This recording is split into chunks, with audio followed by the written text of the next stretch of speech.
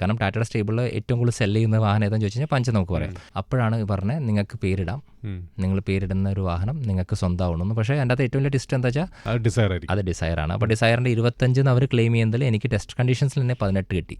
ഞാൻ വണ്ടിയുടെ അകത്ത് കയറി കഴിഞ്ഞാൽ എനിക്ക് ഡോർ അടയ്ക്കാൻ പ്രത്യേകിച്ച് ആരുടെ ആവശ്യമില്ല, കൈകൊണ്ട് കാണിച്ചാൽ മതി, അല്ലെങ്കിൽ ജസ്റ്റ് അവിടെ ക്ലിക്ക് ചെയ്താൽ മതി. അങ്ങനെ കുറേ ഫീച്ചേഴ്സ് ഉണ്ട്.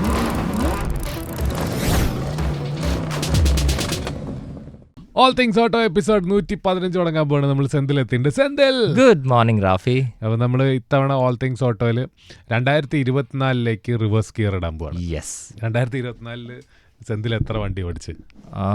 ഞാൻ ആക്ച്വലി ഒരു 23 ലോഞ്ചസ് ഞാൻ അറ്റൻഡ് ചെയ്തിട്ടുണ്ട്. ഈ 23 ലോഞ്ചസിൻ്റെ അകത്ത് മിക്ക ലോഞ്ചസും കാറും ബൈക്കിൻ്റെ ലോഞ്ചസ് ആണ്. ഇതല്ലാതെ ഞാൻ പോയ ലോഞ്ചസ് ഈ പറഞ്ഞ പോലെ കാറും ബൈക്കല്ലാത്ത വാഹനങ്ങളുണ്ടല്ലോ, ഇപ്പോൾ ട്രക്കുകളും അതുപോലെ മിനി ട്രക്ക് അങ്ങനത്തെ സാധനങ്ങൾ വേറെ ഉണ്ട്. അതിൻ്റെ അകത്ത് ഞാൻ ഒരു 20 വണ്ടികൾ ഓടിച്ചിട്ടുണ്ട്. 20 വണ്ടി ഓടിച്ചിട്ടുണ്ട്. 20ഓളം ലോഞ്ചിന് പോയിട്ടുണ്ട്. ഒരു 23-24 ലോഞ്ചിന് പോയിട്ടുണ്ട്. കണക്കെടുക്കുകയാണെങ്കിൽ ഒരു 30 നമുക്ക് ടോട്ടലി കാൽക്കുലേറ്റ് ചെയ്യാം. അതിനകത്ത് ഞാൻ 20 വണ്ടി ഓടിച്ചതായിട്ടാണ് എൻ്റെ അത്രയും പരിപാടികൾ നടന്നിട്ടുണ്ട് ഓട്ടോമൊബൈൽ ഇൻഡസ്ട്രിയിൽ. 2024 വണ്ടികൾ റാഫി എന്നും ചോദിക്കും എന്നോട്, എന്താണ് ഓടിക്കൊണ്ടിരിക്കുന്നത്, ഈ ആ ഓട്ടം നിന്നിട്ടില്ല. ഒരു മാസം 2 വെച്ചിട്ട് കണക്കെടുത്താലാണ് ഈ ലെവലിലേക്ക് എത്തുള്ളൂ. അപ്പോൾ ഏകദേശം നല്ലൊരു ഓട്ടം തന്നെയായിരുന്നു. സൂപ്പർ. ആ ഓട്ടത്തിലേക്ക് നമ്മൾ റിവേഴ്സ് ഗിയർ ഇടാൻ പോവാണ്. യെസ് റാഫി. ഓക്കെ.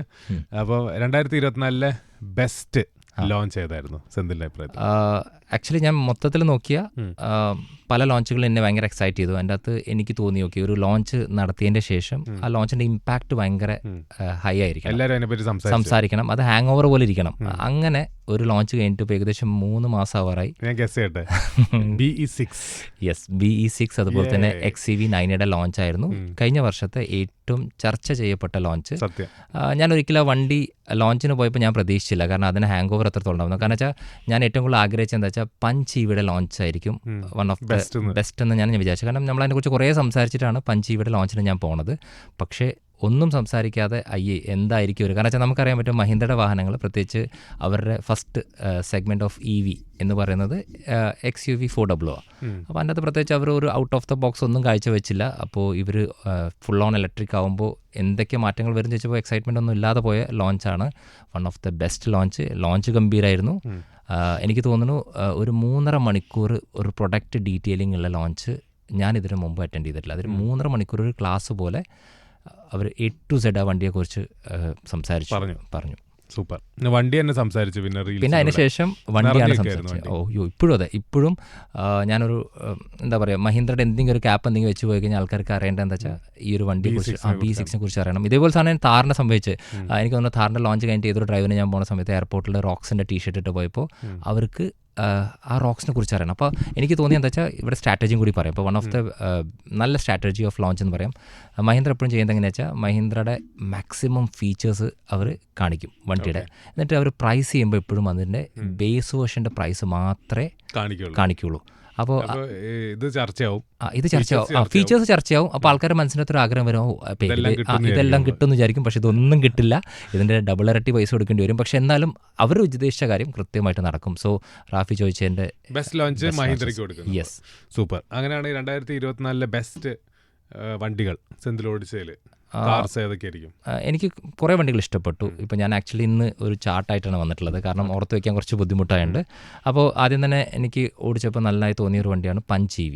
അപ്പോൾ ഞാനും റാഫിയും ഒന്നിച്ചാണ് ബാംഗ്ലൂർ പോയി ഓടിച്ചത്. അപ്പോൾ ആദ്യ കൊല്ലായിരുന്നു, സ്റ്റാർട്ടിങ്ങിലായിരുന്നു, ജാനിലായിരുന്നു. ഉറപ്പായിട്ടും, കാരണം വെച്ചാൽ നമുക്ക് അതിൻ്റെ അകത്തിൽ ഗുണം എന്താ വെച്ചാൽ പഞ്ച് EV ഒരു ചെറിയൊരു EV ആയിരിക്കും. കാരണം എപ്പോഴും EV ആൾക്കാർ വാങ്ങുമ്പോൾ ഒരു സെക്കൻഡ് തേർഡ് കാറായിട്ട് എടുക്കുക. അപ്പോൾ അതിന് സ്പേസിൽ കറക്റ്റ് ഒരു വാഹനമാണ് പഞ്ച്. വൺ ഓഫ് ദ ഹിറ്റാണ്, കാരണം ടാറ്റയുടെ സ്റ്റേബിളിൽ ഏറ്റവും കൂടുതൽ സെല് ചെയ്യുന്ന വാഹനം ഏതാണെന്ന് ചോദിച്ചു കഴിഞ്ഞാൽ പഞ്ച് നമുക്ക് പറയാം. അപ്പോൾ അതിൻ്റെ ഒരു EV വരുമ്പോൾ ആ ഒരു ഡയമെൻഷൻസിൽ ഒരു ടോൾ ബോയ് ഡിസൈൻ, ഒരു SUV ആ ഫോമാറ്റിൽ മാക്സിമം ഫീച്ചർ ലോഡറായിട്ടുള്ള ഒരു EV ആണ് നമ്മൾ പ്രതീക്ഷിച്ചത്. അതുപോലെ തന്നെയായിരുന്നു വാഹനം. എനിക്ക് വണ്ടി ഇഷ്ടപ്പെട്ടു, എനിക്ക് ഭയങ്കര ഇഷ്ടപ്പെട്ടായിരുന്നു പഞ്ച് EV. അപ്പോൾ അതായിരുന്നു എനിക്ക് തോന്നുന്നു എക്സൈറ്റ്മെന്റ് ഉണ്ടാക്കിയ വണ്ടി. യെസ്, അതിപ്പോഴും അതെ, വൺ ഓഫ് ദ സെല്ലിംഗ് പോയിന്റിൽ നോക്കുമ്പോഴും മോശമല്ലാത്ത രീതിക്ക് വാഹനം സെല് ചെയ്യുന്നുണ്ട്. സാധാ പഞ്ചിനെക്കാട്ടിലും EVയുടെ ഡിസൈനൊക്കെ രസമായിരുന്നു. ഇപ്പോൾ എന്താ സംഭവിച്ചാൽ ഇപ്പോൾ ടാറ്റയുടെ എല്ലാ EVകളും പഞ്ച് പോലെ പോയി. അതൊരു പഞ്ചാണ് ആദ്യം നമ്മൾ കണ്ടത്. അതിനുശേഷം നെക്സോൺ വന്നാലും EV വരുമ്പോൾ തന്നെ ഏകദേശം ഒരൊറ്റ ഫേസ് ആയി പോയി എന്ന് മാത്രമേ ഉള്ളൂ പ്രശ്നം. പക്ഷേ എനിക്ക് പഞ്ചിനെ എവിടെയും കുറ്റം പറയാനായിട്ടൊന്നുമില്ല. അതായത് നിങ്ങൾക്ക് ഫസ്റ്റ് ടൈം ഒരു EV വാങ്ങണം തോന്നുമ്പോൾ ബെറ്റർ ദാൻ ടിയാഗോ എന്ന് എനിക്ക് പറയാൻ പറ്റും. പഞ്ച് EV ഹിറ്റ് അല്ലേ? Punch EV ഹിറ്റാണ്. നമുക്കങ്ങനെ നമ്മൾ കാണുന്നുണ്ട് റോട്ടിൽ. ഇത്രയേ ഉള്ളൂ, ഭയങ്കര സിമ്പിളാണ്. റോട്ടിൽ കാണുന്ന വാഹനങ്ങൾ ഹിറ്റാണ്. അത് റാഫിയാണ് എനിക്ക് അങ്ങോട്ട് പഠിപ്പിച്ചു തന്നത്. ഞാനൊരു വാഹനം ഹിറ്റാന്ന് പറയുമ്പോൾ റാഫി തിരിച്ചു വയ്ക്കുന്ന ചോദ്യമാണ്, ഇതൊന്നും റോട്ടിൽ കാണുന്നില്ലല്ലോ, അപ്പോൾ അത്രത്തോളം സെയിൽസ് ഇല്ല എന്നുള്ള അർത്ഥം. അപ്പോൾ പഞ്ച് നമ്മൾ കാണുന്നുണ്ട്. സോ ഒന്ന് പഞ്ച്, യെസ്, ഒന്ന് പഞ്ച്. ഇനി എനിക്ക് ഏറ്റവും ഇഷ്ടപ്പെട്ടത് അതൊരു EV ആണ്. ഞാൻ EVനെ കുറിച്ച് കൂടുതൽ സംസാരിക്കുന്നു ഈ ഇടയ്ക്ക്, കാരണം മാക്സിമം EV ലോഞ്ചസ് ആയിരുന്നു. ഡീസൽ വണ്ടി ഇല്ലാത്തതുകൊണ്ടും ഇതുവരെ ഒന്നും ലോഞ്ച് ആവാത്തതുകൊണ്ട് അതിനെക്കുറിച്ച് പറയാനില്ല. പക്ഷേ എന്തായാലും BYD E-MAX 7 അതെനിക്ക് തോന്നി അതൊരു നല്ലൊരു വാഹനമാണ്. അപ്പോൾ BYD എന്ന് പറയുമ്പോൾ നമുക്കറിയാൻ പറ്റും EV എടുക്കുമ്പോൾ നമുക്ക് ഭയങ്കര റിലയബിൾ ആയിരിക്കണം വാഹനം എപ്പോഴും. അപ്പോൾ BYD is like most reliable EV ഞാൻ ഓടിച്ച വാഹനങ്ങളിൽ. അപ്പോൾ ഈ ഒരു പുതിയ അപ്ഡേറ്റ് വന്നപ്പോൾ E6നെ റീപ്ലേസ് ചെയ്തപ്പോൾ E6ൻ്റെ ഒരു പോരായ്മ എന്താ വെച്ചാൽ അത് ഒരു മാക്സിമം ഒരു ടാക്സി ബയേഴ്സിനെയാണ് അട്രാക്ട് ചെയ്തിട്ടുണ്ടായിരുന്നത്. അപ്പോൾ ടാക്സി ബയേഴ്സിനെ അട്രാക്ട് ചെയ്യാനുള്ള റീസൺ അത് പറഞ്ഞ റേഞ്ച് നൽകും. അപ്പോൾ അവർ 500 എന്ന് പറഞ്ഞു കഴിഞ്ഞാൽ 500 കിട്ടും. അപ്പോൾ അത് വെച്ചിട്ട് കുറച്ചും കൂടി ഫീച്ചർ ലോഡ് ചെയ്തിട്ട് ഒരു 7 സീറ്റർ വേർഷൻ, അതൊരു E6 ഒരു 5 സീറ്റർ വേർഷൻ ആണെങ്കിൽ ഇതൊരു 7 സീറ്റർ വേർഷൻ അല്ല, ഇതൊരു MUV ആണ്. ഒരു ഇന്നോവയ്ക്ക് പകരം വെക്കാവുന്ന ഒരു EV ഏതാണെന്ന് ചോദിച്ചു കഴിഞ്ഞാൽ ഈ ഒരു വാഹനം പറയാം. അപ്പോൾ എനിക്ക് ഈ വാഹനത്തിൻ്റെ റേഞ്ചിൽ ചെറിയ ഇഷ്യൂ ഉണ്ടായിരുന്നു. അപ്പോൾ ഈ ഒരു കാര്യം കൂടി എനിക്ക് പറയാൻ തോന്നി. ഞാൻ ഈ അടുത്ത കാലത്ത് ഒരു ലോഞ്ചിന് പോയി ഡൽഹിയിൽ. അപ്പോൾ ഡൽഹിയിൽ പോയപ്പോൾ എന്നെ പിക്ക് ചെയ്യാൻ വന്ന വണ്ടിയാണ് ഈ ഒരു E6, അതായത് E-MAX 7ൻ്റെ മുമ്പത്തെ വേർഷൻ.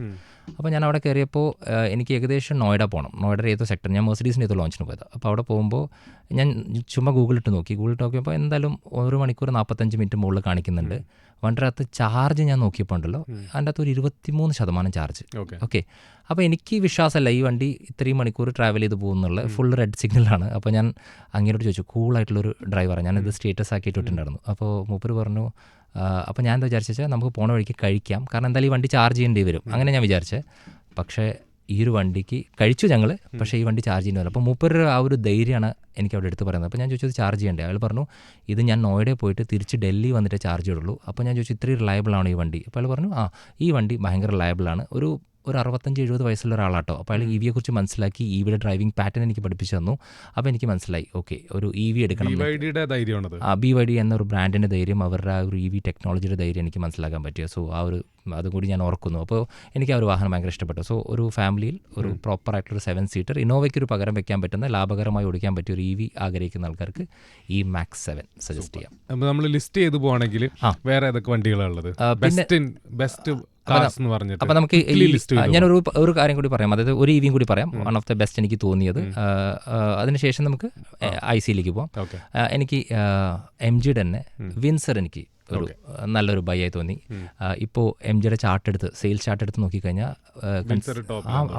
മൂന്നാമത്തെ, എനിക്ക് MGയുടെ മാത്രമല്ല ഏറ്റവും കൂടുതൽ വിൽക്കുന്ന EV ആയി മാറി ലാസ്റ്റ് 3 മാസത്തിൽ നോക്കുകയാണെങ്കിൽ. അപ്പോൾ ആ ഒരു വണ്ടിയുടെ പ്രത്യേകത എന്താ വെച്ചാൽ, നമുക്കിപ്പോൾ നെക്സോണൊക്കെ എടുക്കുമ്പോൾ ഉള്ള പ്രശ്നം എന്താ വെച്ചാൽ വണ്ടിക്ക് വലിപ്പം കുറവാണ്, സ്പേസ് കുറവാണ്, അങ്ങനത്തെ ഒരു പ്രശ്നങ്ങളൊക്കെ ഫീൽ ചെയ്യുകയാണെങ്കിൽ ഇതിൽ വരുമ്പോൾ അതൊക്കെ കംപ്ലീറ്റ്ലി മാറും. 4 മീറ്ററിൻ്റെ മുകളിലാണ് വാഹനം, പിന്നെ ഇഷ്ടംപോലെ സ്പേസ് ഉണ്ട്, ടെക്നോളജി യൂസ് ചെയ്തിട്ടുണ്ട്, എല്ലാം നല്ലതാണ്. 2 കാര്യത്തിൽ മാത്രമേ എനിക്കൊരു ഡിസഡ്വാൻറ്റേജ് പറയണല്ലോ. അപ്പോൾ ഒന്ന് വന്നിട്ട് അതിൻ്റെ അകത്ത് NVH ലെവൽസ് കുറച്ചുകൂടി നന്നാക്കാമായിരുന്നു, നോയ്സ്, വൈബ്രേഷൻ, ഹാർഷ്നെസ്, അത് ഒരിതുണ്ട്. അത് മാത്രമല്ല ഈ വാഹനത്തിൽ കുറച്ചുകൂടി ഒരു ബെറ്റർ ബാറ്ററി പാക്ക് കിട്ടുകയാണെങ്കിൽ, ഇപ്പോൾ ഇതിനകത്ത് മാക്സിമം 220 to 250 വരെയാണ് നമുക്ക് റിയലിസ്റ്റിക് റേഞ്ച് ഉള്ളൂ. അതൊരു 500 ഒക്കെ എത്താൻ പറ്റുന്നൊരു നല്ല പവർഫുൾ ഒരു ബാറ്ററി കൊടുക്കുകയാണെങ്കിൽ എനിക്ക് തോന്നുന്നു one of the best EVs ആയിട്ട് മാറാൻ പറ്റുന്നൊരു വണ്ടിയാണ് MGയുടെ ഈ വിൻസർ. ഓക്കെ, പിന്നെ അങ്ങനെ ബൈക്കിലേക്ക് പോയാൽ നമുക്ക് പോവാം. ഓക്കെ, ബെസ്റ്റ് ബൈക്സ് ഓഫ് 2024 സെന്തിലിന്റെ പിക്ക്. ഫസ്റ്റ് പിക്ക് വണ്ടി പവർഫുൾ ഒന്നുമല്ല, പക്ഷേ ആ ഒരു ടെക്നോളജിയാണ് എന്നെ ഏറ്റവും കൂടുതൽ എന്താ പറയുക അട്രാക്ട് ചെയ്തത്. ലോകത്തിലെ ആദ്യത്തെ CNG ബൈക്ക് ബജാജിൻ്റെ, ബജാജ് ഫ്രീഡം 125. അതിൻ്റെ ടെക്നോളജിയാണ് ഇന്നോവേഷൻ. കാരണം നമുക്ക് മാക്സിമം ലാഭത്തിലൊരു വാഹനം ഓടിക്കാം. അതിൻ്റെ അകത്ത് 2 kg സപ്പോർട്ട് ചെയ്യുന്നൊരു CNG ടാങ്കും അതുപോലെ 2 ലിറ്റർ സപ്പോർട്ട് ചെയ്യുന്നൊരു പെട്രോൾ ടാങ്കും ഉണ്ട്. ഇത് രണ്ടും ഉപയോഗിക്കാം, മാറ്റി മാറ്റി. വണ്ടി ഹിറ്റാണ്, നമ്മൾ റോട്ടിൽ കണ്ടു തുടങ്ങുന്ന കാരണം പ്രൊഡക്ഷൻ ഒരു ബൂം ചെയ്യുന്നുണ്ട്.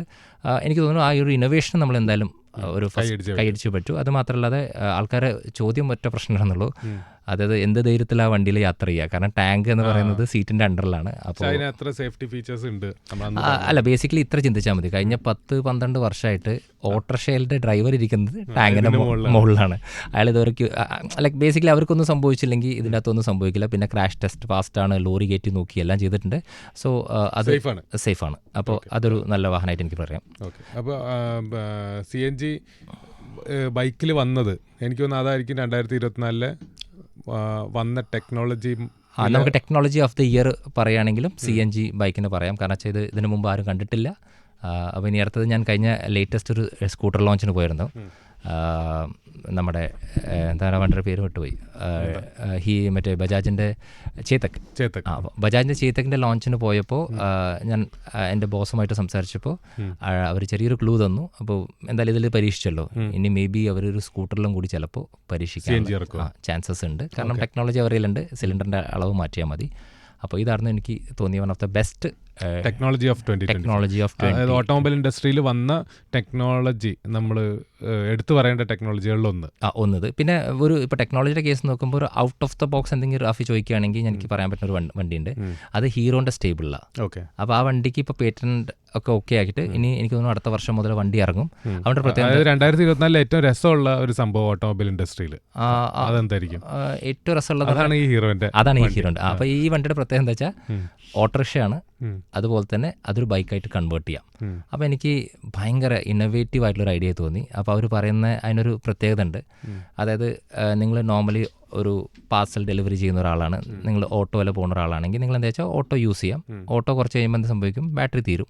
കാരണം രണ്ട് ബാറ്ററിയാണ്. അപ്പോൾ ആ ബാറ്ററി തീരുന്ന സമയത്ത് ഓട്ടോ ഒന്ന് ബൈക്ക് ഊരിയെടുക്കാം. എന്നശേഷം ബൈക്കിന് ഓടാനുള്ള സമയം കൊണ്ട് ഇതിന് ചാർജിനിടാം. അപ്പോൾ നിങ്ങൾക്ക് സ്വിഗ്ഗി പണിയൊക്കെ ബൈക്കിൽ ചെയ്തിട്ട് തിരിച്ച് വരുമ്പോൾ നിങ്ങളുടെ ഓട്ടോറിക്ഷ ചാർജ് ആയിട്ടുണ്ടാവും, ബൈക്ക് കയറി ഫിറ്റ് ചെയ്യുക. അപ്പോൾ ഇതിൻ്റെ ഉദ്ദേശിക്കുന്നത് എന്താ വെച്ചാൽ നമ്മൾ നോൺ സ്റ്റോപ്പ് ആയിട്ട് പണിയെടുക്കാൻ പറ്റും. പ്രത്യേകിച്ച് ഒരു EV ഒക്കെ പോകുമ്പോൾ ആൾക്കാർ പറയുന്നത് വെച്ചാൽ EVക്ക് ചാർജ് ചെയ്യുമ്പോൾ സമയം പോകും, സോ നമ്മുടെ പണി ബാധിക്കും. അപ്പോൾ അതൊന്നും ഇവിടെ ബാധിക്കില്ല. സോ അതും ഒരു ഇന്നോവേറ്റീവ് ആയിട്ടുള്ളൊരു. പക്ഷേ ആ വണ്ടി എവിടെയും കണ്ടില്ല കേട്ടോ. അല്ല, വണ്ടി വരുന്നുള്ളൂ. അപ്പോൾ ഇതിന് ആക്ച്വലി അപ്രൂവൽ കിട്ടി.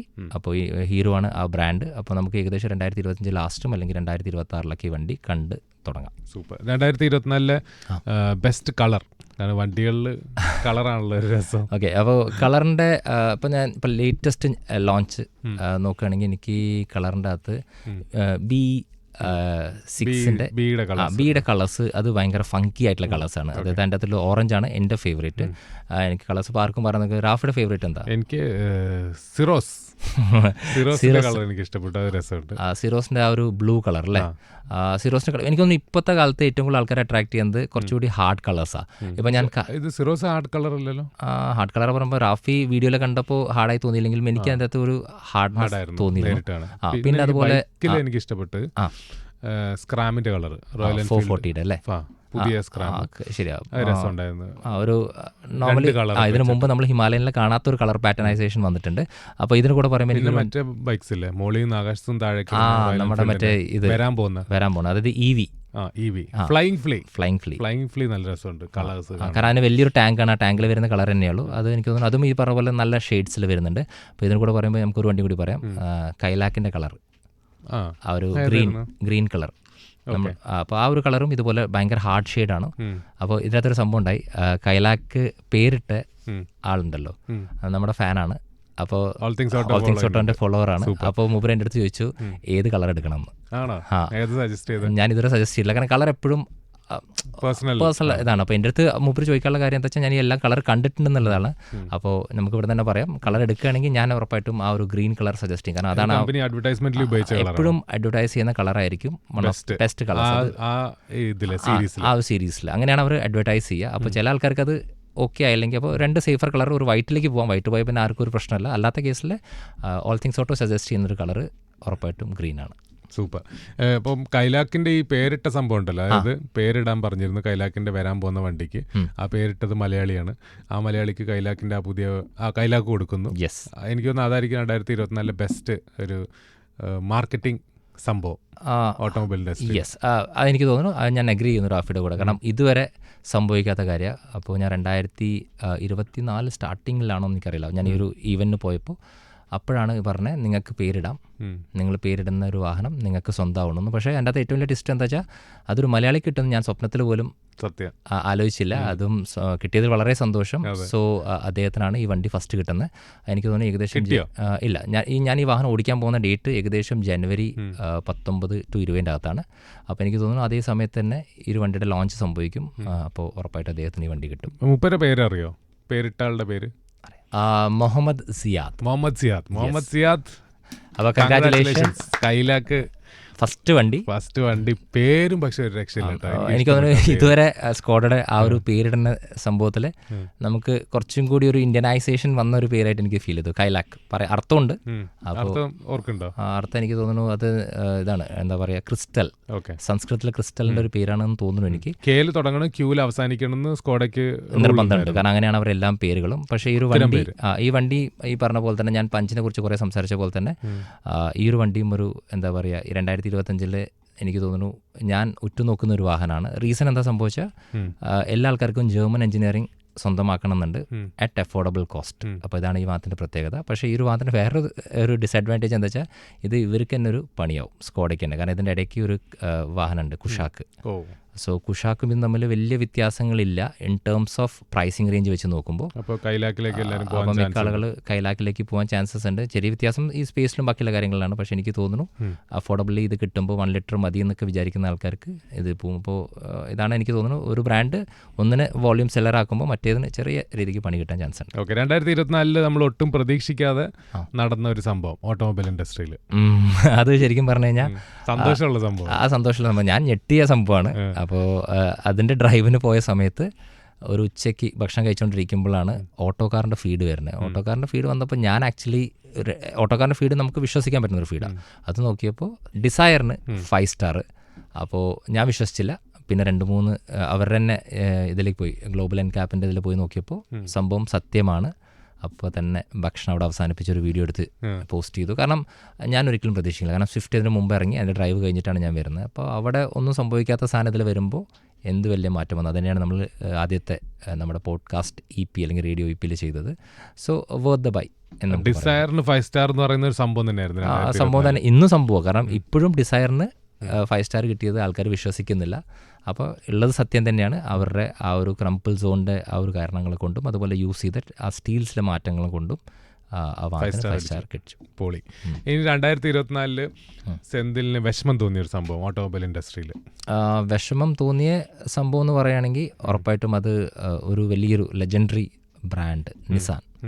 അപ്പോൾ നിസാൻ എന്നൊരു ബ്രാൻഡ് ഇപ്പോഴത്തെ അവസ്ഥ പറയുമ്പോൾ റെനോൾട്ട് എന്നൊരു സംഭവം അതിൻ്റെ അകത്തുനിന്ന് സ്റ്റേക്സ് പിൻവലിച്ചപ്പോൾ അവരിപ്പോൾ ഒരു എന്താ പറയുക ഒരു ഇൻവെസ്റ്ററിനെ തപ്പുന്നു നമുക്ക് പറയാം. ആ ഇൻവെസ്റ്റർ വന്നു കഴിഞ്ഞു. അപ്പോൾ ഇൻവെസ്റ്ററിൻ്റെ ടോക്സ് ഒക്കെ നടന്നുകൊണ്ടിരിക്കുന്നു. ഹോണ്ടയാണ് ഇൻവെസ്റ്റർ. അപ്പോൾ ഹോണ്ട ഇനി അങ്ങോട്ട് ഇൻവെസ്റ്റ് ചെയ്യുമ്പോൾ ഉറപ്പായിട്ടും നമുക്ക് 2025 ഒരു ഫസ്റ്റ് ഹാഫിലൊക്കെ ഇവരുടെ ഒരു എന്താ പറയുക ലയനം. റെനോ പോയി ഹോണ്ട കൈ കൊടുത്തു. രണ്ടുപേരും നാട്ടുകാരാണ്. അല്ല വിഷമിക്കുന്ന പറയുമ്പോൾ എന്താ സംഭവിച്ചത്, റാഫി നിസാൻ എന്ന് പറയുമ്പോൾ നമുക്കറിയാൻ പറ്റും ഇന്ത്യയിൽ ഇപ്പോൾ ഏതൊരു വാഹനം ഉണ്ടെങ്കിൽ പോലും പുറത്ത് ഭയങ്കര വലിയ ബ്രാൻഡ്. അപ്പോൾ ടൊയോട്ട, നിസാനൊക്കെ നമ്മൾ കൺസിഡർ ചെയ്യുന്നതാണ്. ടോപ്പ് ലിസ്റ്റിൽ നോക്കുകയാണെങ്കിൽ അണ്ടർ 10 അതായത് ടോപ്പ് 10 പ്ലേയേഴ്സിനകത്ത് വരുന്നൊരു ബ്രാൻഡാണ്. അപ്പോൾ ആ ഒരു ബ്രാൻഡ് പെട്ടെന്നൊരു അവസ്ഥയിലേക്ക് എത്തുക എന്ന് പറയുമ്പോൾ ഒരു വിഷമം. അതുമാത്രമല്ല ആദ്യമായിട്ട് EV കൊണ്ടുവന്നൊരു ബ്രാൻഡാണ് നിസാൻ അല്ലേ. ഇപ്പോൾ 2010 EV കൊണ്ടുവന്ന ബ്രാൻഡ് നമ്മൾ ഒരിക്കലും പ്രതീക്ഷിച്ചില്ല 2024 എത്തുമ്പോൾ ഈ ഒരു അവസ്ഥയിൽ എത്തുന്നുള്ളത്. കാരണം ഇന്ന് BYD ആണെങ്കിലും ടെസ്ല ആണെങ്കിലും വെറും ചെറിയൊരു മാക്സിമം ഒരു 3-4 വർഷത്തെ ആ ഒരു പരിചയത്തിലാണ് അവർ ഇത്രത്തോളം വാഹനങ്ങൾ വിറ്റ് പോകുന്നത് അല്ലേ. അപ്പോൾ അത് വെച്ച് നോക്കുമ്പോൾ ചെറിയൊരു വിഷമം, ഒരു ലെജൻഡറി ബ്രാൻഡ്. പക്ഷേ ഒരു ഗുണം എന്താ സംഭവിച്ചാൽ ഇനി നിസാൻ ഇവരുടെ EV ടെക്നോളജി ഹോണ്ടയുമായിട്ട് ഷെയർ ചെയ്യും, ഹോണ്ട അവരുടെ ബാക്കിയുള്ള ടെക്നോളജിയും കൂടെ ഷെയർ ചെയ്യും. സോ ഹോപ്പ്ഫുള്ളി 2026 അവസാനമൊക്കെ ആകുമ്പോൾ നല്ലൊരു വാഹനം നമ്മൾ പ്രതീക്ഷിക്കാം. ലൈനപ്പ് വലുതാവുമെന്ന് പ്രതീക്ഷിക്കാം. ലൈനപ്പ് വലുതാവും. അപ്പോൾ ഈ റെനോ പോകാൻ കാരണം എന്താ? റെനോ പോകാനുള്ള മേജർ റീസൺ എന്ന് പറഞ്ഞാൽ കാരണം അതങ്ങനെയാണല്ലോ, സ്റ്റേക്സ് പിൻവലിക്കാൻ ആർക്ക് വേണമെങ്കിലും ചാൻസസ് ഉണ്ട്. കാരണം ഈ 2025 അവസാനത്തോടെ നമുക്ക് പുതിയ ഡസ്റ്ററും കൂടി കാണാൻ സാധിക്കും. അപ്പോൾ റീസൺസ് പലതും ആവാം. ഡസ്റ്റർ വരുന്നുണ്ട്. അപ്പോൾ അതും പുതിയ ഷേപ്പിലാണ്. യെസ്, പുതിയ ഷേപ്പിലാണ്. അപ്പോൾ പുറത്തൊരു വണ്ടി സെയിം ഡാസിയ അതന്നെ. അപ്പോൾ 2025 അവസാനം അല്ലെങ്കിൽ 2026 ഫസ്റ്റിലൂടെ നമുക്ക് ഡസ്റ്റർ തിരിച്ചു കിട്ടും. അപ്പോൾ പുതിയ വരുന്ന ഡസ്റ്ററിൻ്റെ അകത്ത് കുറേയേറെ മാറ്റങ്ങളുണ്ട്. അതായത് ഔട്ട്ഡേറ്റഡ് ആവാത്ത രീതിക്കാണ് അവർ വരുത്തിയിട്ടുള്ളത്. കുറേ ഫീച്ചേഴ്സ് ലോഡ് ചെയ്തിട്ടുണ്ട്. ചിലപ്പോൾ ഒരു ഹൈബ്രിഡ് സാങ്കേതിക രീതിയും കൂടി വരാൻ ചാൻസസ് ഉണ്ടെന്നൊക്കെ കേൾക്കുന്നത്. അപ്പോൾ അതിനെക്കുറിച്ച് ഡീറ്റെയിൽസ് നമുക്ക് എന്തായാലും നമ്മുടെ അടുത്തൊരു എപ്പിസോഡിൽ അപ്കമിങ് കാസ് ഓഫ് 2025 ഡാസിയ ഷേപ്പിലാണ് ഡസ്റ്റർ വരുന്നതെങ്കിൽ അത് ഭയങ്കര രസമുള്ള ഷേപ്പാട്ടോ. എനിക്ക് basic proportion as same as പഴയ ഡസ്റ്ററാണ്. പക്ഷേ അതിൻ്റെ അകത്ത് എന്തൊക്കെ മാറ്റങ്ങൾ വരുത്തണം, കുറച്ചും കൂടി ഇപ്പോൾ റാഫിക്ക് ഇഷ്ടപ്പെടുന്ന ഷേപ്പുകളുടെ ഭാഗമായിട്ട് സ്ക്വയറിഷ് പ്രൊപ്പോർഷൻസ് ഒക്കെ വന്നിട്ടുണ്ട്. അപ്പോൾ എനിക്ക് തോന്നുന്നു അത് ഞാൻ ഉറ്റുനോക്കുന്ന വാഹനം. കാരണം എനിക്ക് ഇഷ്ടപ്പെട്ട, ഞാൻ വെൻറ്റോ എടുക്കുമ്പോൾ എൻ്റെ വാഹനം വെൻറ്റോ ആണ് എടുക്കുമ്പോൾ എനിക്ക് വെൻറ്റോ എടുത്തതിൻ്റെ ശേഷം 110 ഡസ്റ്റർ കാണുമ്പോൾ പക്ഷേ മിസ് ഔട്ട് ആയല്ലോ എന്ന് തോന്നിയൊരു വാഹനമായിരുന്നു. അപ്പോൾ എനിക്ക് പ്രതീക്ഷയുണ്ട് വാഹനത്തിൽ. ഓക്കെ, ഷേപ്പിൻ്റെ കാര്യം പറഞ്ഞ സ്ഥിതിക്ക് 2024 കർവ് ഷേപ്പിന്റെ കാലമായിരുന്നു തോന്നുന്നു. സൈബർ ട്രക്ക്, മിക്ക വാഹനങ്ങളും സൈബർ ട്രക്ക് തുടങ്ങി വെച്ച് ആ ഒരു ഷേപ്പ്. പിന്നെ BE6 വന്നു, ഈവൻ 9ക്കും ഏകദേശം കർവ് ഷേപ്പാണ്. കർവിൻ്റെ 2 വണ്ടികൾ വന്നു, ഐസ് വന്നു, EV വന്നു, പിന്നെ ബസാൾട്ട് വന്നു, ഉറൂസ് വന്നു. എനിക്ക് തോന്നുന്നു മിക്ക വാഹനങ്ങളും കർവ് ഷേപ്പിലായിരുന്നു. അപ്പോൾ മിക്ക ആളുകളും കർവിൻ്റെ ആ ഒരു എന്താ പറയുക, ആ ഒരു പണ്ടൊക്കെ എന്ന് വെച്ചാൽ കർവ് ഭയങ്കര വില കൂടിയ വണ്ടികളിൽ മാത്രമേ കർവ് ഷേപ്പ് ഉണ്ടായിരുന്നുള്ളൂ. അപ്പോൾ ഈ കൂപ്പേ ഷേപ്പ് നന്നായി അറിയപ്പെട്ടു. അപ്പോൾ ആ ഒരു കൂപ്പേ ഷേപ്പ് തിരിച്ചു വരാൻ നോക്കുകയാണെങ്കിൽ നോർമലി കർവിൽ എനിക്ക് വിജയിച്ചു എന്ന് പറയാൻ പറ്റില്ല, ബസാൾട്ടിൽ വിജയിച്ചു എന്ന് പറയാൻ പറ്റില്ല. പക്ഷേ ഉറപ്പായിട്ടും പുതിയ അപ്കമിങ് മഹീന്ദ്രയുടെ വാഹനത്തിനകത്ത് ഇതൊരു പൊളിക്കും. അപ്പോൾ 2024 അങ്ങനെ നോക്കുകയാണെങ്കിൽ എനിക്ക് തോന്നുന്നു 6 എയർ ബാഗ്സ് നിർബന്ധമായത് 2024 യെസ്, 24 ശരിക്കും ബേസിക്കലി 2023 അവസാനം, ശരിക്കും 24 തന്നെ പറയാം. അപ്പോൾ മാൻഡേറ്ററി നല്ല സംഭവം മാൻഡേറ്ററി ആണ്. അപ്പോൾ അതും പറയാം, സേഫ്റ്റിയുടെ കേസിൽ 6 എയർ ബാഗ്സ് നിർബന്ധമായ ഒരു കാലഘട്ടമാണ്. പക്ഷേ ഇപ്പോഴും നമുക്കത് കൺഫർമേഷൻ പറയാൻ പറ്റില്ല. കാരണം ഇപ്പോൾ ചെറിയ വാഹനങ്ങളിലൊന്നും 6 എയർ ബാഗ് വരുന്നില്ല. സോ ഇവൻച്വലി വരും. കാരണം അങ്ങനെ വരുമ്പോൾ കോസ്റ്റ് കൂടും, പിന്നെ വണ്ടിയുടെ മൊത്തത്തിൽ പ്രൊപ്പോർഷൻസ് ഒക്കെ മാറ്റേണ്ടി വരും ഇതിനെ ഫിറ്റ് ചെയ്യാൻ വേണ്ടിയിട്ട്. സോ ടൈം എടുക്കും. എനിക്ക് തോന്നുന്നു 2025 കഴിയുമ്പോഴേക്കും ഏകദേശം എല്ലാ വാഹനത്തിനകത്തും നമുക്കൊരു 6 എയർ ബാഗ്സ് പ്രതീക്ഷിക്കാം. ബെസ്റ്റ് റേഞ്ച് കൊടുത്ത വണ്ടികൾ ഏതൊക്കെയാണ്? അപ്പോൾ നമുക്ക് റേഞ്ച് 2ആയിട്ട് കാൽക്കുലേറ്റ് ചെയ്യാം. ഒന്ന് നമുക്ക് EV സെക്ടർ നോക്കാം, അതുപോലെ തന്നെ ഒന്ന് മൈലേജ് നോക്കാം. അപ്പോൾ മൈലേജിൻ്റെ അകത്ത് 2 ടൈപ്പ് ഓഫ് മൈലേജ് ഉണ്ട്. അതായത് ഒരു എക്സ്ട്രാ സാങ്കേതിക രീതിയും ഉപയോഗിക്കാതെ മാക്സിമം മൈലേജ് ഇറക്കുന്ന വാഹനമാണ് എൻ്റെ കണക്കിൽ ടോപ്പ് മൈലേജ്. അത് ഡിസയറാണ്. അപ്പോൾ ഡിസയറിൻ്റെ 25 അവർ ക്ലെയിം ചെയ്യുന്നതിൽ എനിക്ക് ടെസ്റ്റ് കണ്ടീഷൻസിൽ തന്നെ 18 കിട്ടി. അപ്പോൾ 18, അപ്പോൾ അതാണ് ടോപ്പ് മൈലേജ്. ഇനി ഹൈബ്രിഡ് സാങ്കേതിക രീതി ഉപയോഗിച്ചിട്ടും നമുക്ക് മാക്സിമം മൈലേജ് ഉണ്ടാക്കാം. അങ്ങനെ മൈലേജ് ഉണ്ടാക്കിയ വണ്ടിയാണ് ഞാൻ ഓർത്തെടുത്ത് പറയാം, ടൊയോട്ട. യെസ്, ടൊയോട്ടയുടെ ഏറ്റവും ലേറ്റസ്റ്റ് 2025 ക്യാമറി. അപ്പോൾ ക്യാമറയ്ക്ക് പവർ ഉണ്ട്, ഫീച്ചേഴ്സ് ഉണ്ട്, എല്ലാം ഉണ്ട്. അപ്പോൾ 2025 ഹൈബ്രിഡ് ആണ്. അപ്പോൾ ആ ഒരു സാങ്കേതിക രീതി കാരണം തന്നെ നമുക്ക് ഏകദേശം 25 കിലോമീറ്റർ മൈലേജ് ഉണ്ട്. ഞാൻ ഓടിച്ചപ്പോൾ 19 കിട്ടി, ക്ലെയിം ചെയ്തു ഞാൻ. അപ്പോൾ അതാണ് ഈ 2 വാഹനങ്ങൾ, പെട്രോൾ/ഡീസലിൽ. ഇപ്പോൾ ഡീസലിലൊന്നും ഇല്ലാത്തതുകൊണ്ട് അങ്ങോട്ട് പോകുന്നില്ല. ഇനി EVയിൽ ഏറ്റവും കൂടുതൽ റേഞ്ച് നൽകുന്ന വാഹനം ഓടിച്ചതിൽ BE6 ആണ്. 580 അവർ ക്ലെയിംഡ് റിയലിസ്റ്റിക് മൈലേജാണ്. അപ്പോൾ അവർ പറയുന്ന ആ ഒരു ക്ലെയിംഡ് ARI മൈലേജ് ഒക്കെ ഉണ്ട്. ഫേസ് 1 അത് 800 സംതിങ് ആണ്. അപ്പോൾ 560 പോട്ടെ, 500 എന്ന് പറയുമ്പോൾ തന്നെ ഒരു ബെഞ്ച് മാർക്കാണ്. സോ BYDക്കാണ് ഇത്രയും കാലം കിട്ടിയത്. അപ്പോൾ BYDയുടെ ആ ഒരു ബാറ്ററി തന്നെയാണ് ഇവർ ഉപയോഗിക്കുന്നത്. അതുകൊണ്ട് നമുക്ക് അവർ തമ്മിൽ സെല്ലിൻ്റെ കൊളാബുണ്ട്. അതായത് പക്ഷേ അതെവിടെയും മഹീന്ദ്ര ക്ലെയിം ചെയ്യുന്നില്ല. ബാക്കി എല്ലാ കാര്യങ്ങളും മഹീന്ദ്ര തുറന്ന് ഓപ്പൺലി പറഞ്ഞു. പക്ഷേ അവരെവിടെയും BYDയുടെ ഒരു പേര് പോലും എടുത്തില്ല. ആക്ച്വലി BYDയുടെ സെൽ ടെക്നോളജിയാണ് അവർ ഉപയോഗിക്കുന്നത്. പക്ഷേ ആ ഒരു സെൽ അവരുടെ ചെന്നൈയിൽ കൊണ്ടുവന്നിട്ട് അവർ ഇതിനനുസരിച്ച് മാറ്റങ്ങൾ വരുത്തുന്നുണ്ട്. അപ്പോൾ എനിക്ക് തോന്നുന്നു ഇത് 2ആണ് one of the best range നൽകുന്ന, റിയലിസ്റ്റിക് റേഞ്ച് നൽകുന്ന വാഹനങ്ങൾ. BYDയുടെ സെല്ല് കാരണം. ബെസ്റ്റ് ഡിസൈൻ ആർക്ക് കൊടുക്കും? ബെസ്റ്റ് 3 എടുക്കുകയാണെങ്കിൽ ഇപ്പോൾ എൻ്റെ ലിസ്റ്റിൽ നോക്കുകയാണെങ്കിൽ ഫസ്റ്റ് ഞാൻ എന്തായാലും BE6 കൊടുക്കും. Best design. റീസൺ എന്താ വെച്ചാൽ അതൊരു ശരിക്കും ഔട്ട് ഓഫ് ദ ബോക്സ് പറയാം, അല്ലെങ്കിൽ ക്വർക്കി എന്ന് പറയാം. പല വാങ്ങൽ ഞാൻ ഇന്നലെ കൂടി പ്രതാപ് ബോസിനോട് സംസാരിച്ചുള്ളൂ, ഇതിൻ്റെ ഡിസൈനറിനോട്. അപ്പോൾ മൂപ്പരോട് സംസാരിച്ചപ്പോൾ മൂപ്പർ ശരിക്കും പറഞ്ഞാൽ അതൊരു കൊളാബാണ്. ഇപ്പോൾ ഡിസൈൻ ആർക്ക് വേണമെങ്കിൽ വരച്ചുണ്ടാക്കാം, പക്ഷേ ആ ഡിസൈനിൻ്റെ കൂടെ തന്നെ മെക്കാനിക്കൽ ആസ്പെക്ട്സിൻ്റെ റേഷ്യോ വരുമ്പോഴാണ് പ്രോപ്പർ ആവുന്നത്. എനിക്ക് തോന്നുന്നു ഇവരുടെ കോംബോ വേലുസ്വാമി/പ്രതാപിൻ്റെ കോംബോ കാരണം എനിക്ക് തോന്നുന്നു ഇതാണ് വൺ ഓഫ് ദ. എനിക്ക് ആദ്യം തോന്നിയെന്ന് അറിയാം, ചിലപ്പോൾ ആൾക്കാർക്ക് ഇഷ്ടപ്പെടില്ല എന്നാണ്. പക്ഷേ ഈ ഒരു ഡിസൈൻ ഭയങ്കരമായിട്ട് ഇഷ്ടപ്പെട്ടിട്ടുണ്ട് ആൾക്കാർക്ക്, പ്രത്യേകിച്ച് ആർക്കും കണ്ടാൽ തന്നെ വാവ് എന്ന് തോന്നിക്കുന്നതാണ്. അപ്പോൾ ഇതാണ് ബെസ്റ്റ് ഡിസൈൻ കൊടുക്കാം. BE കൊണ്ടുപോയി. പിന്നെ എനിക്ക് ബെസ്റ്റ് ഡിസൈൻ്റെ കേസിൽ എനിക്ക് ഇഷ്ടപ്പെടാത്ത ഡിസൈൻ കൂടി പറഞ്ഞാൽ കൊള്ളാമെന്നുണ്ട്. അപ്പോൾ Thar ROXൻ്റെ സൈഡ് പ്രൊഫൈൽ എനിക്ക് തീരെ ഇഷ്ടപ്പെട്ടില്ല. അപ്പോൾ Thar ROX ഫ്രണ്ടിൽ നിന്ന് കാണുമ്പോൾ തന്നെ നമുക്ക് ഓക്കെ മോശമില്ല, റിയറിൽ കാണുമ്പോഴും മോശമില്ല. പക്ഷേ സൈഡിൽ നിന്ന് കാണുമ്പോൾ എനിക്ക് ദഹിക്കാൻ കുറച്ച് പാടാണ്. അപ്പോൾ ഞാനൊരു സർവേ തന്നെ വെച്ചു ഓൾ തിങ്സ് ഓട്ടോയിലെ. അപ്പോൾ എനിക്ക് തോന്നുന്നു ഏറ്റവും കുറവ് മാർക്ക് കിട്ടിയതും താർ റോക്സിൻ്റെ സൈഡ് പ്രൊഫൈലാണ്. അതിന് റീസൺ ഉണ്ട്. കാരണം വെച്ചാൽ ഇതിന് മുമ്പ് താർ ഇറങ്ങിയപ്പോൾ എല്ലാ ആൾക്കാരും പറഞ്ഞത് വെച്ചാൽ അത് റാംഗ്ലറിൻ്റെ കോപ്പിയാണെന്നാണ്. അപ്പോൾ അങ്ങനെ ഒരു കോപ്പി വരാൻ പാടില്ല എന്ന് വെച്ചിട്ട് മനഃപൂർവ്വം സൈഡ് പ്രൊഫൈൽ ആൾക്കാർ സൈഡ് പ്രൊഫൈലൊക്കെ മാറ്റി അതിന് അങ്ങനെയാണ് മഹീന്ദ്ര ഡിസൈൻ ചെയ്തത്. ഇതിൻ്റെ കോമഡി എന്താ സംഭവിച്ചു വെച്ചാൽ ആൾക്കാരെല്ലാം ഇപ്പോൾ ഇതിനെ കൺവേർട്ട് ചെയ്തിട്ട് റാംഗ്ലറിൻ്റെ റൂബിക്കോണിലേക്ക് മാറ്റിക്കൊണ്ടിരിക്കുക. ഓക്കെ. അപ്പോൾ അതായത് ഷേപ്പ് അപ്പോൾ കമ്പനി ഭയങ്കര ബുദ്ധിപൂർവ്വം അവിടെയും ഒരു സാധനം സ്ട്രാറ്റജി പ്ലേ ചെയ്തു. അതായത് അവരുണ്ടാക്കുമ്പോഴാണല്ലോ ചീത്ത പേര്. അപ്പോൾ അവർ പ്രത്യേകിച്ച് ഒരു വണ്ടി ഉണ്ടാക്കി തന്നു, അതിന് നിങ്ങൾക്ക് എന്ത് വേണമെങ്കിൽ ചെയ്യാം. അപ്പോൾ എനിക്ക് തോന്നുന്നു താർ റോക്സ് എടുക്കുന്ന മിക്ക ആളുകൾ അതിനെ മോഡിഫൈ ചെയ്യുന്നുണ്ട്. ഞാൻ ന്യൂ ഇയറിന് തന്നെ രാത്രി ഒരു പുതിയ താർ റോക്സ് കണ്ടു, ഒരു പാർക്കിങ്ങിൽ കിടക്കുന്നത്. എങ്ങനെയുണ്ട്? അന്ന് കിട്ടിയായിരിക്കും. എനിക്ക് ഇഷ്ടമായി. 5 സീറ്റർ അല്ലേ താറിൽ 5 സീറ്റർ വരിക, ഫാമിലിയിലേക്ക് കയറാന്നുള്ളത് 2024 സംഭവിച്ച ഒരു സംഭവം. അത് നമ്മുടെ എനിക്ക് തോന്നുന്നു ഞാൻ ലാസ്റ്റ് അത് പറയാൻ വേണ്ടി ഇരിക്കുന്നത്. അപ്പോൾ നമുക്ക് പറയാം കാർ ഓഫ് ദി ഇയർ ഒക്കെ വേണമെങ്കിൽ ചോദിക്കുകയാണെങ്കിൽ എനിക്ക് പറയാൻ വേണ്ടി വെച്ച സാധനമായിരുന്നു. അപ്പോൾ ഇപ്പോൾ ചോദിച്ചപ്പോൾ ഞാൻ പറയാം താർ റോക്സിൻ്റെ ഗുണം എന്ന് വെച്ചാൽ അന്നും ഇന്നും അത് 5 സീറ്ററാണ്, പക്ഷേ ഇന്ന് അത് 5 ഡോറാണ്. 5 ഡോർ. അതാണ് മേജർലി വന്ന മാറ്റങ്ങൾ. അപ്പോൾ ആസ് 5 ഡോർ വന്നപ്പോൾ ഉള്ള മാറ്റത്തെക്കാൾ കൂടുതൽ എഞ്ചിനീയറിംഗ് ആസ്പെക്ട്സിൽ മാറ്റം വന്നിട്ടുണ്ട്. അപ്പോൾ അതിനെക്കുറിച്ച് ഇൻ ഡീറ്റെയിൽ ആയിട്ട് നമ്മൾ കഴിഞ്ഞ വട്ടം സംസാരിച്ചു. സെന്തിലിന്റെ കാർ ഓഫ് ദി ഇയർ ഏതാ? എനിക്ക് ഇഷ്ടപ്പെട്ട കാർ എന്ന് പറയുമ്പോൾ എനിക്ക് റോക്സ് പറയാം. പല കാരണങ്ങൾ കൊണ്ടാണ് പറയുന്നത്. അപ്പോൾ ശരിക്കും ബി ഉണ്ട് എൻ്റെ കണക്കിൽ, പക്ഷേ ബി ഇന്ന് നമുക്ക് പറയാൻ പറ്റില്ല. കാരണം ഞാൻ മാത്രമേ ഓടിച്ചിട്ടുള്ളൂ, വേറെ ആരും ഓടിച്ചിട്ടില്ല. സോ അത് ക്ലെയിം ചെയ്യാൻ നമുക്ക് പറ്റില്ല. പക്ഷേ ഉറപ്പായിട്ടും താർ റോക്സിൻ്റെ കേസ് നോക്കുകയാണെങ്കിൽ one of the best engineered products ആണ്. അപ്പോൾ സെന്തിലിന്റെ car of the year 2024 Thar Roxx. എനിക്ക് 100% അത് ക്ലെയിം ചെയ്യാൻ സാധിക്കും. ഞാൻ ഓടിച്ചു. ഞാൻ ഇനീഷ്യലി ഒരു 2 ദിവസം മാത്രമല്ല, ഞാൻ ഏകദേശം ഒരു 15 ദിവസം വെച്ച് ഓടിച്ചു.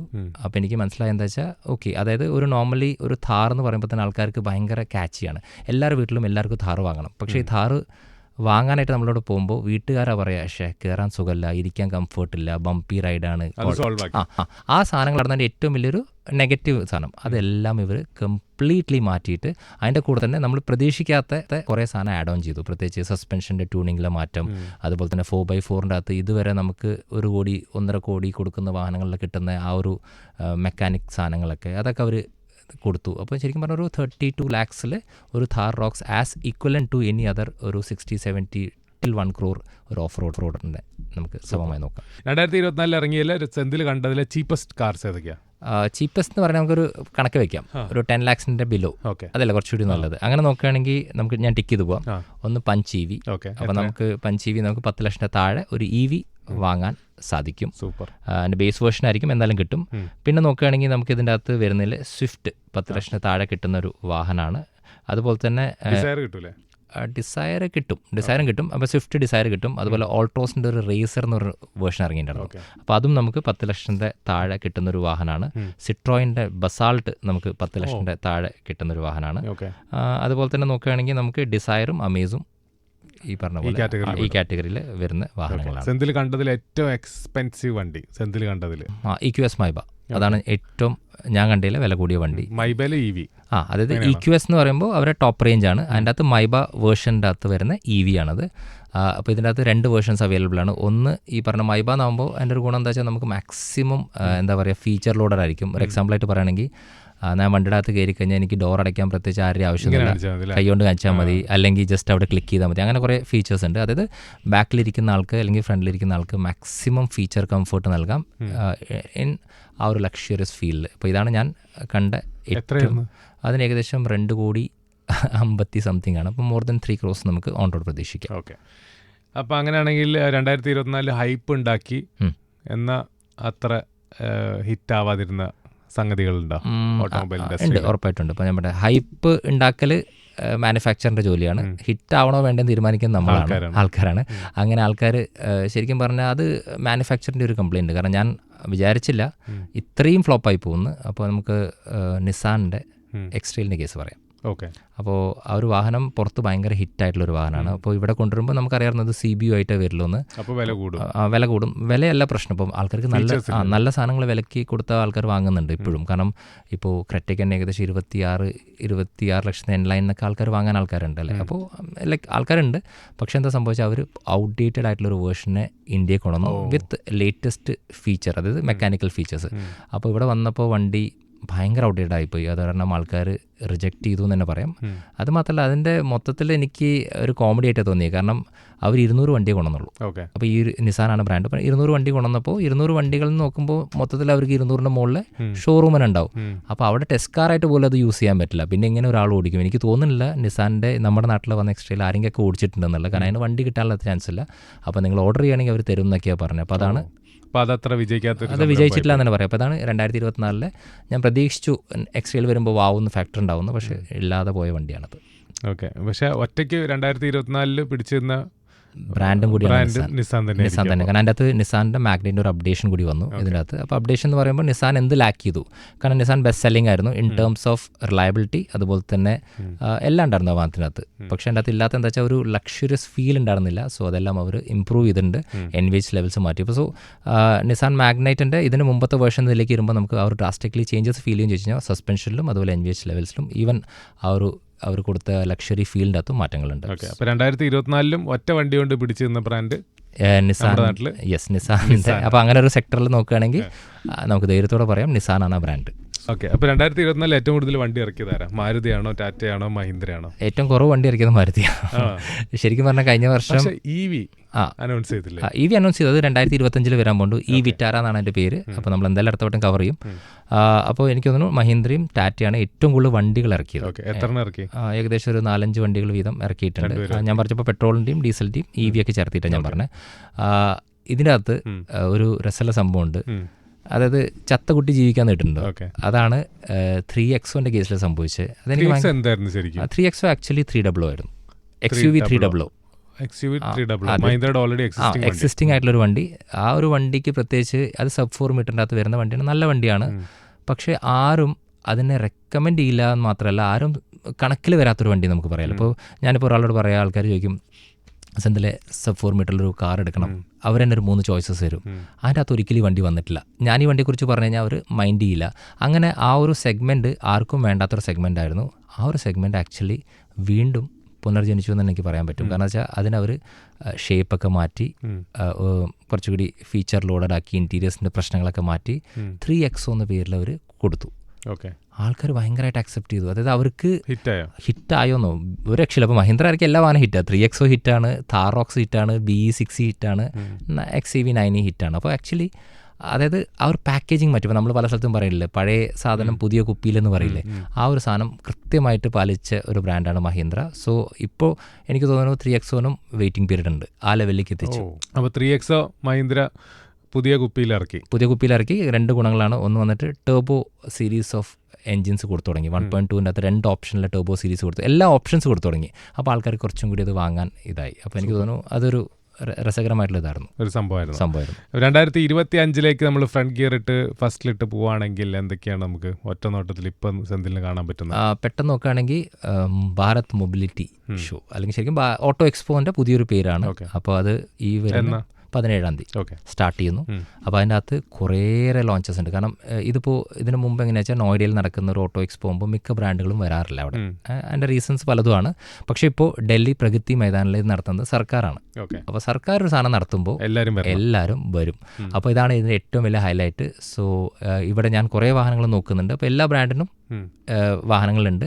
പ്രത്യേകിച്ച് മാരുതിയുടെ സ്റ്റേബിളിൻ്റെ അകത്ത് നമുക്ക് വിറ്റാര, അത് ഭയങ്കര രസകരമായിട്ടുള്ള ലോഞ്ചാണ്. കഴിഞ്ഞ വട്ടം ജിംനി വന്ന പോലെയാണ് വിറ്റാര. അതുപോലെ തന്നെ ഹ്യുണ്ടായിൻ്റെ സ്റ്റേബിളിലെ രസകരമായിട്ടുള്ള വണ്ടിയുണ്ട്. ഇപ്പോൾ ക്രെറ്റയുടെ പുതിയ EV വരുന്നുണ്ട്. അപ്പോൾ അതൊരു വലിയ സംഭവമാണ്. അതുപോലെ തന്നെ അയോണിക് 5 നമ്മൾ ഓടിച്ചിട്ടുണ്ട് റാഫി. അയോണിക് 9 വരുന്നുണ്ട്. അപ്പോൾ അതൊരു സംഭവമുണ്ട്. അത് വലിയ വണ്ടിയായിരിക്കും. അല്ല, അത് SUV പ്രൊപ്പോർഷൻസിൽ വരുന്ന ഒരു വലിയ കാർണിവലില്ലേ, കാർണിവലിൻ്റെ ഒക്കെ വലുപ്പം വരുന്നൊരു വാഹനമായിരിക്കും ഞാൻ പ്രതീക്ഷിക്കുന്നു. അപ്പോൾ അങ്ങനെ ഒരു വാഹനമുണ്ട്. എല്ലാ ബ്രാൻഡിലും ഉണ്ട്. BMWയിലുണ്ട്, ബെൻസിലുണ്ട്. ഇതിനകത്ത് ഏറ്റവും കൂടുതൽ എന്നെ ഇപ്പോൾ ഹൈലൈറ്റ് ചെയ്തത് എന്താ വെച്ചാൽ ഫോക്സ് വാഗൻ എന്ന ബ്രാൻഡ്. ഇതുവരെ ഞാനിപ്പോൾ ഇത്ര എല്ലാ ബ്രാൻഡിനെ കുറിച്ച് സംസാരിച്ചപ്പോഴും ഫോക്സ് വാഗൻ്റെ ഒരു ഒറ്റ വാക്ക് വന്നിട്ടില്ല. കാരണം വെച്ചാൽ 2024 ഒരു വണ്ടി അവർ ഇറക്കിയില്ല. ഇറക്കിയതെന്ന് വെച്ചാൽ നമ്മളെ കൊണ്ടുപോയതിന് ശേഷം ഒരു എന്താ പറയുക GT edition, GT line edition എന്നൊക്കെ പറഞ്ഞിട്ട് പെയിൻറ്റ് അങ്ങോട്ട് അപ്ഡേറ്റ്സ് ആയിരുന്നു. അത് വെറും പെയിൻറ്റ് ജോബിൽ വരുന്ന അപ്ഡേഷൻസാണ്. അപ്പോൾ അത് കാരണമാണ് ആ ഒരു പേര് വരാത്തത്. പക്ഷേ 2025 GTI വരുന്നുണ്ട്, ഗോൾഫ് GTI. GTI എന്താ? ഗോൾഫ് GTI എന്ന് പറയുമ്പോൾ അവരുടെ ഒരു പെർഫോമൻസ് സീരീസ് ഓഫ് ഹാച്ച്, പഴയ GT-ക്ക് പകരമാണോ? അതായത് പോളോനെ മിസ് ചെയ്യുന്ന ആൾക്കാർക്ക് വാങ്ങാൻ പറ്റുന്നൊരു വാഹനം എന്ന് ഞാൻ പറയില്ല, കാരണം പോളോൻ്റെ പ്രൈസ് അല്ല അതിന് വരാൻ പോകുന്നത്. പക്ഷേ ഫോക്സ് വാഗൻ്റെ സ്റ്റേബിളിൽ ഒരു പവർഫുൾ ആയിട്ടുള്ളൊരു ഹാച്ച് ആണ് ഈ ഒരു വാഹനം. അപ്പോൾ വാഹനത്തിൻ്റെ പ്രൈസ് തന്നെ ആദ്യം ഞാൻ പറയാം, ഏകദേശം ഒരു 40 lakhs പ്ലസ് വരും. ആ വാഹനം നമ്മൾ സാധാ വാഹനം പോലെ വിചാരിക്കരുത്, കാരണം അതൊരു ഹോമോലോഗസ് റൂളിലാണ് വരുന്നത്. അതായത് 2500 വാഹനം മാത്രമേ അവർക്ക് ഒരു വർഷം കൊണ്ടുപോകാൻ സാധിക്കുള്ളൂ ഇന്ത്യയിലേക്ക്. ഇതിൻ്റെ ഗുണം എന്താ വെച്ചാൽ one of the best engines ആണ്, ഡ്രൈവബിലിറ്റിയിലൊരു വാഹനമാണ്. ഏകദേശം നമുക്കൊരു 375 Nm ഓഫ് ടോർക്കൊക്കെ നൽകുന്നൊരു വാഹനമാണ്. 5.9 സെക്കൻഡകത്ത് 0 to 100-ഉം ടോപ്പ് സ്പീഡ് 250 ഇങ്ങനെയൊക്കെ. അപ്പോൾ പോളോ മിസ് ചെയ്യുന്ന ആൾക്കാർക്ക് പ്രതീക്ഷിക്കാവുന്നത്, പൈസ ഉള്ളവർക്ക് ഉറപ്പായിട്ടും VWൻ്റെ സ്റ്റേബിളിൽ നിന്ന് ഒരു വണ്ടി ഇല്ല എന്നുള്ളൊരു പരാതി ഉണ്ടെങ്കിൽ ആ ഒരു പരാതി തീരുന്ന ഒരു കാലം കൂടിയാണ് 2025. ഓക്കെ, അപ്പം GT മിസ് ചെയ്യുന്നവർക്ക് ഈ GT കാത്തിരിക്കാം, GT ആയി കാത്തിരിക്കുന്നുണ്ട്. സൂപ്പർ. അപ്പോൾ 2025 എന്തൊക്കെ സംഭവിക്കുന്നു കാത്തിരിക്കാം നമുക്ക്. ഉറപ്പായിട്ടും നമ്മുടെ അടുത്ത വട്ടത്തെ എപ്പിസോഡ് നമുക്ക് ഇതിപ്പോൾ നമ്മൾ റിവേഴ്സ് ഗിയറിൽ പോയി, ഇനി നമ്മൾ ഫ്രണ്ട് ഗിയറിൽ 2025 നമ്മൾ എക്സ്പെക്ട് ചെയ്യുന്ന കാറുകളെ കുറിച്ച് പറയാം. സൂപ്പർ. അപ്പോൾ 2025 വാഹന ലോകത്ത് എന്തൊക്കെ ഓടും എന്ന് നമുക്ക് അടുത്ത എപ്പിസോഡിൽ നോക്കാം. Thank you so much Rafi. Thank you Senthil.